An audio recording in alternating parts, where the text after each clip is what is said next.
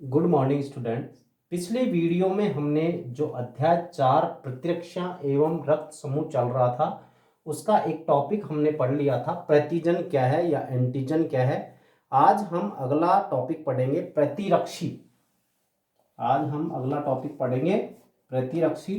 प्रतिरक्षी को अंग्रेजी में एंटीबॉडी भी कहते हैं। एंटीबॉडी भी कहते हैं।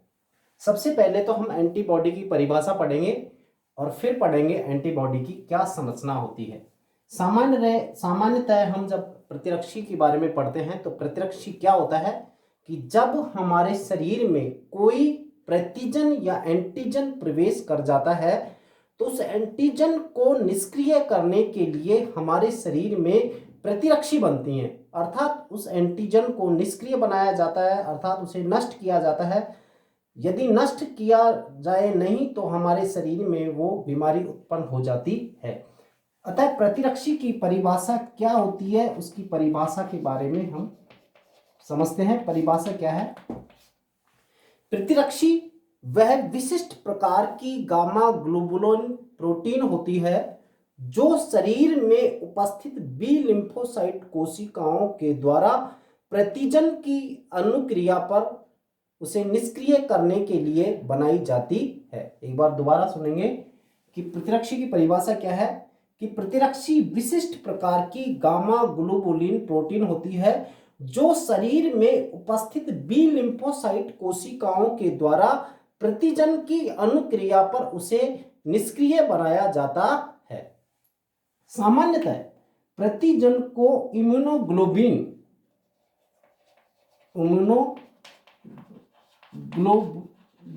भी कहते हैं, इसलिए प्रतिरक्षी को आईजी के द्वारा भी प्रदर्शित करते हैं। प्रतिरक्षी को आईजी के द्वारा भी प्रदर्शित करते हैं। अब एक बात और है, क्योंकि हमने प्रतिजन में जो पढ़ा था, प्रतिजन में एक विशेष शब्द पढ़ा था, उसका नाम था एपिटोप। तो प्रतिरक्षी में भी एक विशेष प्रकार का जो क्षेत्र होता है उसे बोलते हैं पैराटॉप। अब पैराटॉप क्या है कि प्रतिरक्षी का वह भाग जो प्रतिजन से क्रिया करता है, प्रतिरक्षी का वह भाग जो प्रतिजन से क्रिया करता है या प्रतिजन से जुड़ता है उसे पैराटॉप कहते हैं। अब हम पढ़ते हैं प्रतिरक्षी की संरचना क्या होती है। तो प्रतिरक्षी की संरचना के बारे में जब हम अध्ययन करेंगे तो प्रतिरक्षी की संरचना के बारे में एक चित्र देखते हैं और प्रतिरक्षी की संरचना की क्या क्या विशेषताएं होती हैं उसके बारे में पढ़ते हैं। प्रतिरक्षी की सबसे पहले पढ़ते हैं प्रतिरक्षी की संरचना। प्रतिरक्षी की संरचना के बारे में यदि हम सबसे पहला पॉइंट समझें तो प्रतिरक्षी जो होती है हम अंग्रेजी के वाई अक्षर के समान दिखाई देती है। अंग्रेजी के वाई अक्षर के समान दिखाई देती है। जैसे सामने चित्र में दर्शाया गया है, ये जो सामने हमारे पास चित्र है ये एक सामान्यतः प्रतिरक्षी अणु का चित्र है।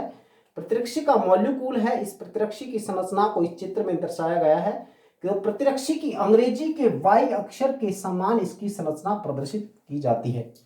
तो प्रतिरक्षी के निर्माण के समय प्रतिरक्षी की अंग्रेजी के वाई अक्षर के समान होती है। प्रतिरक्षी का जो निर्माण होता है वो बी लिम्फोसाइट कोशिकाओं के द्वारा प्रतिजन को निष्क्रिय करने के लिए किया जाता है। अगली जो है प्रतिजन के बारे में कि प्रतिरक्षी की जो संरचना होती है वो 4 पॉलीपेप्टाइड श्रृंखला होती है। प्रतिरक्षी अणु में कितनी होती है? 4 पॉलीपेप्टाइड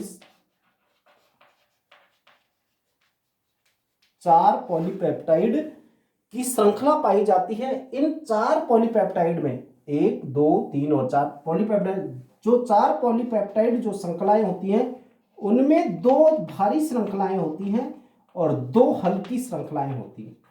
2 भारी व 2 हल्की, दोनों भारी श्रृंखलाएं, 2 हल्की श्रृंखलाएं पाई जाती हैं।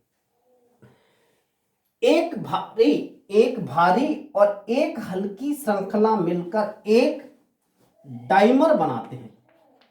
एक क्या बनाते हैं? एक डाइमर। एक भारी और एक हल्की श्रृंखला मिलकर एक डाइमर बनाते हैं।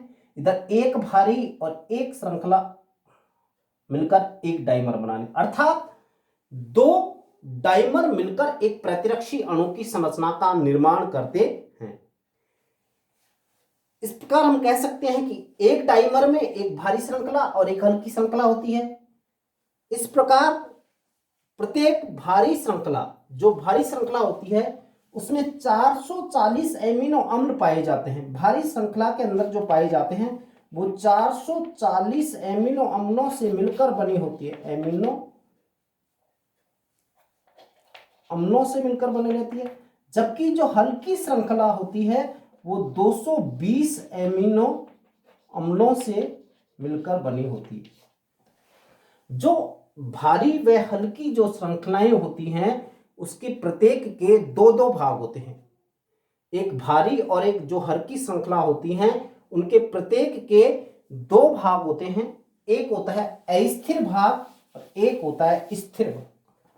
एक होता है अस्थिर भाग और एक होता है स्थिर भाग। अस्थिर जो भाग होता है उस अस्थिर भाग को FAB खंड भी कहते हैं। ये जो अस्थिर भाग होता है वो NH2 समूह की ओर होता है। ये NH2 समूह है, दोनों में इधर का भी NH2 समूह है, तो ये Fe जो खंड होता है वो NH2 समूह की ओर होता है। और स्थिर जो भाग होता है, स्थिर वाले भाग को FC खंड भी कहते हैं।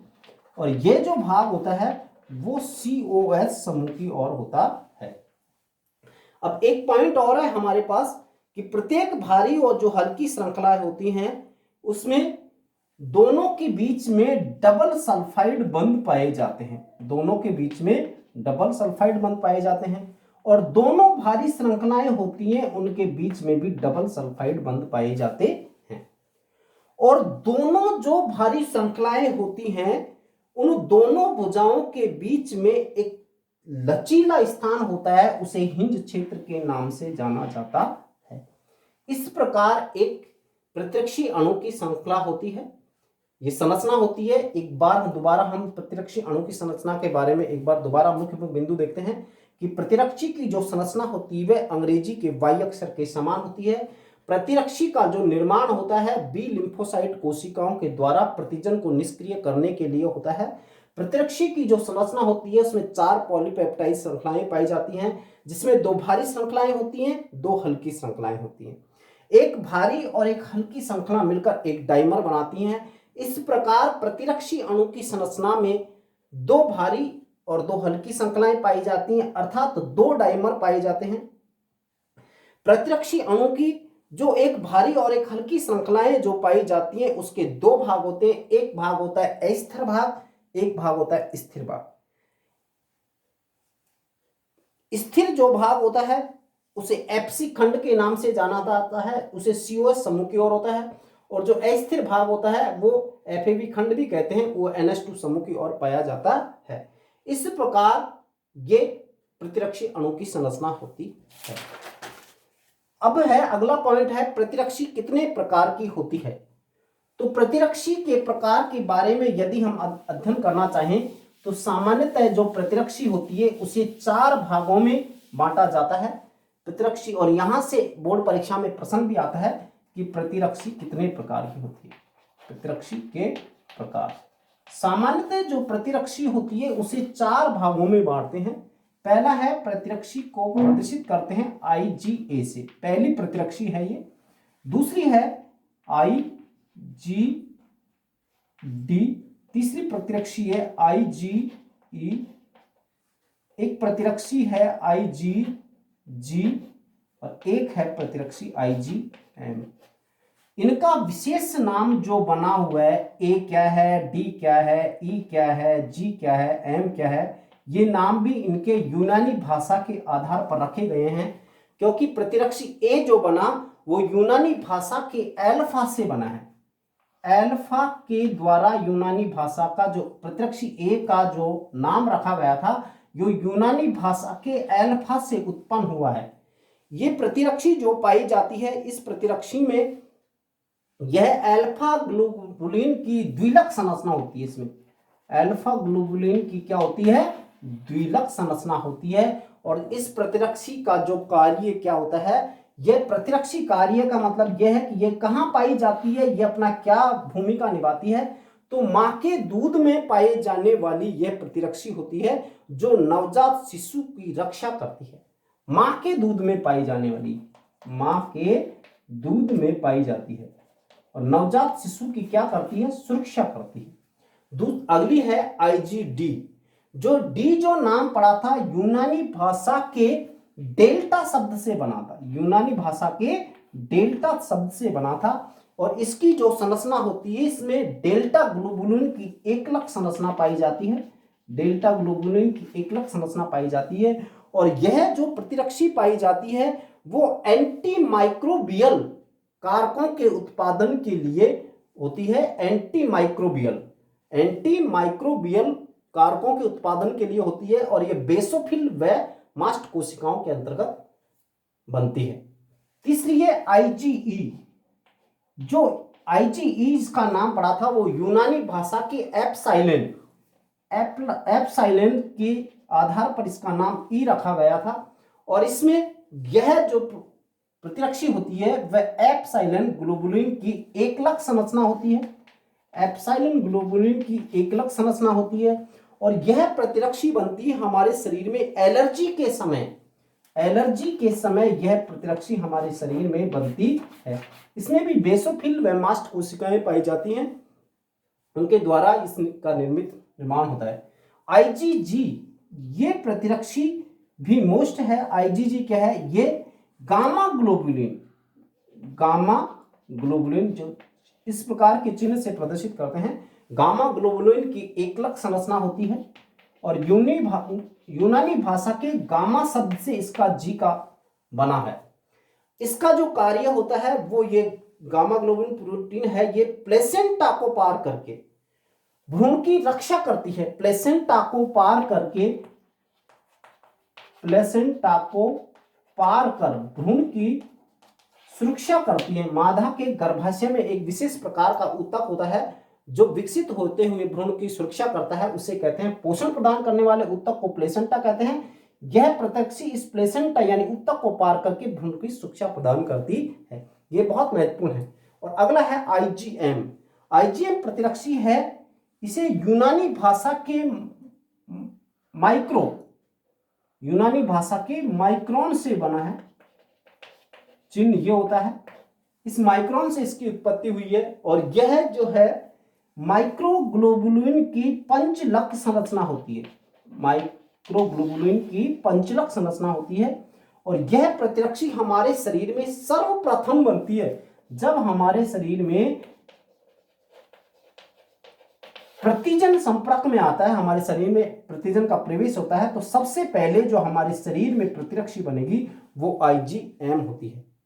यह बी लिम्फोसाइट कोशिकाओं में पाई जाती है। तो इसी प्रकार ये प्रतिरक्षियों के प्रकार है। इसमें से एक बोर्ड परीक्षा में महत्वपूर्ण प्रश्न आता है, तो आईजीए का ध्यान करेंगे, कहां पाई जाती है, मां के दूध में। आईजीडी कहां पाई जाती है, एकलक संरचना होती है, बेसोफिल व मास्ट कोशिकाओं के अंदर पाई जाती है।